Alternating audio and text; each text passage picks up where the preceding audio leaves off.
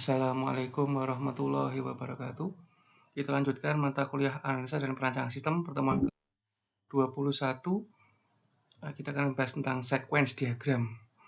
Ya, nanti di dalam sequence diagram itu ada 3 objek penting ya, ada boundary, control, dan entity ya. Ini kita dapat dari kita bahas sebelumnya dari pertemuan ke-20 yaitu tentang robustness diagram ya. Nah, di sini sequence diagram itu adalah interaksi antar objek atau kelas dalam software pada suatu sekuensial waktu. Jadi nanti ada interaksi objek berdasarkan alur proses pekerjaan software, di mana interaksi tersebut menggambarkan pesan yang dikirim ya, pesan atau metode yang dikirim secara sekuensial antar objek. Ya. Kemudian garis vertikal atau lifeline menunjukkan objek kelasnya, garis horizontal menunjukkan pesan yang mengalir atau metode yang bekerja antara objek kelas tersebut. Kemudian sequence diagram ini adalah alat komunikasi sistem analis dengan programmer. Sistem analis dengan programmer, jadi bukan dengan klien lagi. Kalau klien itu kita gunakan use case diagram dan activity ya. Dua itu cukup. Ya, kalau robustness kemarin itu untuk menjembatani ya, untuk lebih mudahnya kalau kita membuat sequence diagram ini nanti ya. Itu pun sebenarnya tidak wajib digunakan karena biasanya langsung dari use case sama activity ya. Itu bisa jadi sequence, tapi nanti kalau kesulitan Anda bisa menggunakan robustness diagram dulu ya. Kemudian ini adalah contoh use case contoh sequence diagram dengan contoh di dunia akademik ya. Ini objeknya yang di atas ini. 1, 2, 3, 4 ini adalah objeknya. Kemudian aktornya adalah mahasiswa. Ini belum menggunakan boundary, control sama dan entity ya. Ini masih berupa kotak biasa ya. Ini biasanya yang dipakai dulu ya, ini sebelum ada boundary, control sama entity ya. Jadi ini awalnya. Di sini mungkin lebih mudah dicerna karena belum full ke bahasa dengan programmer ya. Ini contoh yang lebih jelas kalau kita omongannya dengan klien ya. Meskipun sequence itu bukan untuk klien, tapi ini untuk menunjukkan alurnya saja. Alur programnya nanti seperti apa ya. Nah, di sini ada mahasiswa, di sini ada user login. Ini adalah objek pertama yang ditemui oleh mahasiswa. Mahasiswa ini nanti hanya akan berhubungan dengan objek ini ya, maksudnya. Bukan yang pertama atau yang kedua ya, tapi mahasiswa itu hanya akan berhubungan dengan objek user login dan nanti ada dashboard. Ada 2 nanti ya. Selain itu nanti tidak berhubungan langsung dengan mahasiswa. Nah, jadi di sini mahasiswa itu mengisi ID sama password lewat ini namanya nanti interface ya. Interface user login. Jadi mau login itu masukin password, kemudian oleh dari objek user login ini akan dikirimkan ke objek sistem ID dan passwordnya. Jadi ini kayak parameter yang dilempar, kemudian nanti jika nanti akan ada kemungkinan ya password itu benar atau salah ya. Nah, nanti setelah di sini nanti dicek ya di objek database, student data dikirim dari sistem ke database. Kemudian di sini ada validasi di sini. Nah, validasinya di sini. Ya, di pas di sini ya kalau di contoh ini. Nah, ini kalau ada passwordnya nanti salah dari sistem yang tadi diterima, nanti akan diberikan ke sistem diberikan ke user login ditunjukkan ke mahasiswa. Jadi mahasiswa itu hubungannya dengan yang di depan ini dengan yang paling belakang nanti. Ya, nah ini depan ini interface, belakangnya juga interface. Di tengahnya ini di sini ada kontrol ya, yang bagian ngatur inputan dan nanti proses dengan database-nya ya. Nah, nanti Kalau benar, nah kalau berarti tadi ini kan jika password-nya salah ya, tadi password-nya salah, tapi kalau benar nanti menampilkan dashboard. Nah, dashboard-nya ini nanti ini berupa interface ya. Dashboard itu seperti menu utama ya, main menu itu menampilkan dashboard, dashboard, dashboard, dashboard, dashboard, dashboard-nya tampil di sini. Sehingga nanti intinya mahasiswa itu hanya bisa melihat halaman user login dengan dashboard. Nah, di tengahnya ini adalah urusan di dalam. Nah, nanti di sini Anda bisa baca, di sini ada aktornya mahasiswa, kemudian ada objek 1, 2, 3, 4. Kemudian di sini ada urutannya, jadi sequence itu ada urutannya. Jadi ini dulu, baru ini, dan seterusnya ya. Jadi sudah ada urutan atau sequence ya. Ini sampai ke 4 nanti silakan dibaca. Kemudian tadi ini sebelum ada boundary, belum ada kontrol atau entity ya, dari entity. Di sini sekarang ada, jadi di sequence diagram yang baru itu yang teori apa namanya, ada penelitian yang ini sudah cukup lama.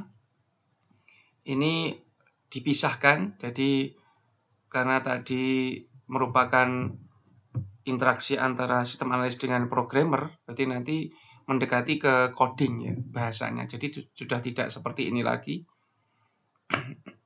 Tapi nanti dikelompokkan, kalau user login dan dashboard itu karena berhubungan langsung dengan mahasiswa, nanti namanya adalah boundary. Boundary itu maksudnya adalah interface ke user atau ke aktor untuk dipresentasikan ya. Jadi ini masuk ke boundary, kemudian kontrol itu untuk menerima sebagai validasi atau yang mengatur proses inputan dari aktor, kemudian nanti diteruskan ke file database sebagai entity ya. Nah, di sini lebih jelasnya arsitekturnya. Jadi ada boundary, kelas yang berinteraksi dengan aktor secara langsung. Ya, dalam kurung user interface ya. Contohnya adalah form, input, UI dan sebagainya. Yang berkaitan dengan tampilan yang langsung dilihat oleh aktor, itu boundary class.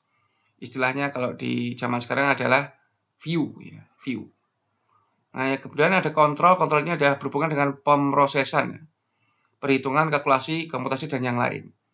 Nah, ini yang di antaranya 1 dan 3 nanti adalah nomor 2 ini kontrol ini. Kelas kontrol. Kemudian ada kelas entity ini yang berhubungan dengan penyimpanan data ya, tabel atau yang lain. Nah, gitu ya.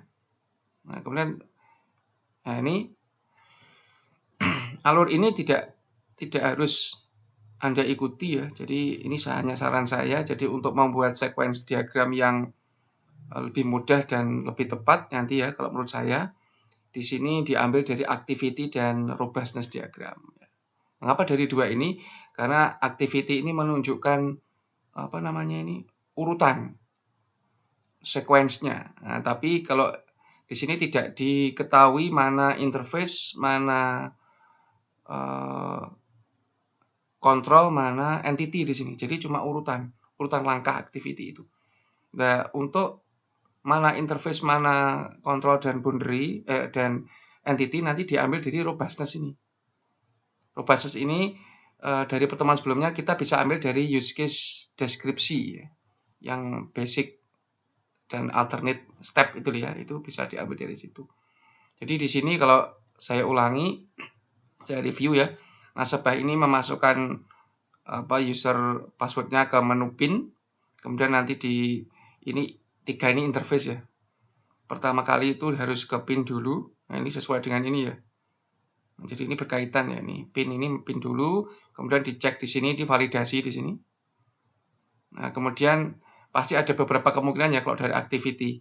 Nah, ini ke login ini adalah ngambil data, ngecek ya. Apakah user password di form di interface menu PIN yang dimasukkan nasabah itu cocok dengan database yang ada ya. Nah, ini kalau benar nanti berarti menampilkan menu utama, ini kalau benar. Ini menu utamanya ini. Kalau benar ya, kalau iya, kalau tidak nanti ada pesan password salah. Nah, ini ketiga ini adalah interface yang dilihat langsung oleh nasabah. Jadi menu PIN dilihat langsung, ada menu utama juga dilihat langsung. Karena ada pesan salah. Jadi nasabah hanya berhubungan dengan interface yang di dalamnya ini tidak bisa langsung dilihat oleh nasabah kedua ini. Nah, ini urusannya belakang ini ya. Ini kontrol, jadi ini view, kontrol, ini entity atau model nanti. Nah, jadilah ini. Nah, jadi yang atas ini nanti ngambilnya dari sini, objek atau kelas apa saja yang dibutuhkan di sequence-nya, kemudian urutan-urutannya ini 1, 1.1 dan seterusnya ini ngambilnya dari activity, dari activity diagram. Nah, gitu ya. Nah, jadi perpaduan antara dua ini. Nah, ini adalah contoh sequence diagram yang saya ambil dari YouTube-nya Pak Romi. Nah, ini yang dijelaskannya ada nasabah, kemudian dia masukin PIN ke menu PIN, ya ini interface. Kemudian ada validasi PIN oleh manajer validasi atau kontrol validasi, kemudian dia get PIN ke penyimpanan atau tabel login-nya. Nah, nanti ada dua kemungkinan, valid dan tidak PIN-nya. Ya, kalau PIN-nya valid, ya ini, maka tampilkan dari manajer validasi itu ke menu utama. Jadi nggak lewat login ya, tapi langsung ke menu utama. Jadi yang kontrol tetap yang di tengah ini. Jadi bukan dari login ke sini enggak ya, karena yang bisa berhubungan dengan apa ini interface itu hanya controller ya. Jadi semua harus terhubung ke controller dulu. Jadi tidak ini ke sini tapi ini ke sini. Kalau ini sudah oke ya, sudah valid ya, ini kesininya valid, sudah PIN-nya sesuai, maka tampilkan dari manajer validasi, tampilkan ke menu utama. Jadi maksudnya itu membawa nasabah itu ke menu utama. Ya, sekali lagi nasabah itu hanya bisa mengakses interface ya. Dalam gambar ini si interface itu ada menu PIN dan menu utama. Jadi cuma bisa ngelihat dua ini si nasabah itu. Dia nggak bisa lihat validasi, dia tidak, apalagi dia tidak bisa lihat login yang penyimpanannya ini. Nah, ini kalau iya, ini kan ada kotak yang di luar dan ada kotak yang di dalam kan ya. Kotak yang di luar ini adalah pertanyaan apakah PIN-nya itu valid atau tidak ya. Kalau iya berarti yang ini, yang area ini, bukan yang jadi di atasnya garis putus-putus ini. Nah, yang bagian ini. Kalau PIN-nya valid berarti tampilkan menu utama ke nasabah ininya gitu. Tampilkan data ke menu utama. Jadi si nasabah nanti bisa ngelihat. Nah, dia. Nah, nanti kalau tidak, yang bagian bawah yang ini. Nah, kalau tidak ini ada dua kemungkinan juga. Yang tidak ini nanti apakah kan nanti kan pasti diulangi kan ya. PIN-nya nggak valid. Nah, dia. Jadi nanti akan ada perulangan sampai di sini lebih dari 3 kali. Kalau iya, berarti nanti akan diblokir ya kalau lebih dari 3 kali. Kalau tidak, berarti tampilkan menu PIN lagi. Jadi ini looping sampai 3 kali. Jadi misalkan ini tadi salah ya, ini tadi input yang pertama adalah salah, berarti langsung masuk ke sini, tampilkan dari controller ke menu PIN-nya. Jadi si nasabah itu bisa melihat kalau dia salah masukin PIN gitu. Nah, yang pertama, ya pertama, jadi belum ke sini. Kemudian nanti dia masukin lagi di sini. Masukin lagi, cek. Ternyata masih salah juga, berarti nanti 2. Terus di lagi untuk yang ketiga kali. Diulangi lagi oleh nasabah, masukin PIN, divalidasi lagi, ternyata tetap salah. Nah, kalau tetap salah berarti kan lebih dari 3 kali ya, berarti yang iya yang ini. Jadi tidak ini akan terus diulangi sampai iya, sampai 3 kali. Kalau sudah iya berarti harus diblokir nih akunnya. Dikhawatirkan ada yang mau bobol ya, atau coba-coba masukin PIN bukan nasabah aslinya ya. Ini oleh manajer validasi diblokir.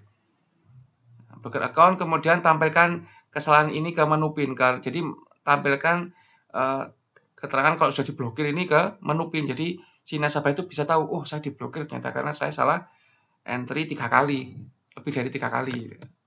Nah gitu ya. Jadi ada 3 kemungkinan kalau sini. Pertama adalah kemungkinan jika benar langsung tampilkan menu utama ke nasabah. Kalau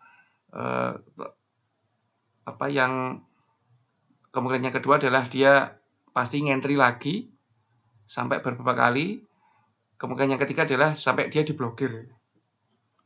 Nah gitu ya. Jadi itu ini 1, 2, 3. 1, 2, 3. Nah, itu penjelasan tentang sedikit contoh dari sequence diagram. Nanti lebih jelasnya Anda bisa nonton di videonya Pak Romi tentang sequence diagram ya. Nah, berikutnya yang terakhir ini ada pemetaan atau mapping dari ini tadi ke boundary, control sama view sama model. Boundary, control dan entity maksudnya ya. Nah, ini adalah bagian boundary atau view. Kemudian yang di tengah ini adalah bagian controller atau controller. Kemudian yang ini, simbol yang ini itu bagian dari entity atau model yang berkaitan dengan database. Jadi model, view, dan controller. Jadi MVC kalau sekarang ya. Itu mappingnya seperti itu. Jadi nasabah hanya bisa melihat view, kemudian jika view mau berhubungan dengan login harus lewat manajer validasi. Ya, jadi semuanya harus lewat manajer validasi. Jadi ini yang mengatur nanti. Ini tempat database, tempat data itu disimpan, akan di-load sesuai dengan permintaan dari atau request dari nasabah melalui interface atau melalui interface atau boundary view pin ini. Nah, gitu ya. Itu yang saya sampaikan untuk pertemuan ke berapa ini ya? 21 tentang sequence diagram. Semoga bisa dipahami. Saya Kris. Assalamualaikum warahmatullahi wabarakatuh.